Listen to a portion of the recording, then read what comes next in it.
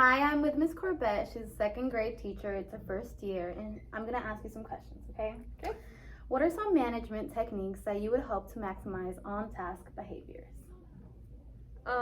So some techniques that I use to maximize on-task behaviors in my classroom are pointing out the students who are doing the right thing. So for example, today I had one student who was just super focused all day, and I addressed him by name in front of the whole class and said, blank, you're doing so great today. You're just so on, so focused. Great job today.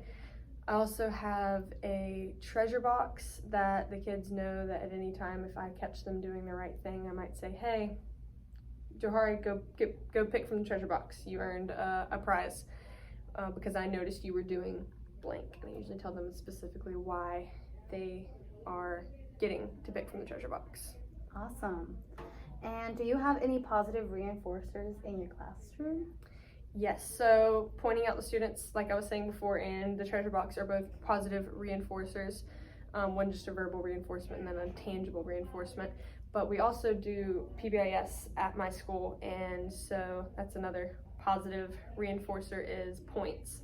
And my students know that I will sometimes tell them verbally, you just earned a point, or the class just earned a point. But they also know that if I write their name on my board in blue, like over there, that means that they get a point, and if I put a number by their name, that means they get 2 points, or whatever the number is. Also, another positive reinforcer, and with the PBIS points, there are parties 4 times a year, and they have to have a certain number of points to go to the party, and that's their incentive to get points. But I can also choose ways in which they can spend their points.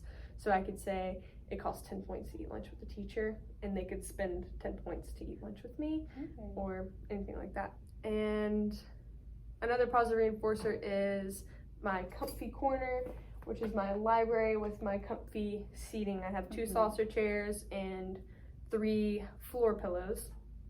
And if the students are doing the right thing, typically during reading, independent reading time, if they're reading their book and not talking to their neighbors, and just on task, I will call them by name and say, do you want to go sit in the comfy corner? And if yes, then they get to go. I can also do that whenever they are working on papers because I have clipboards back there for them to use. Awesome.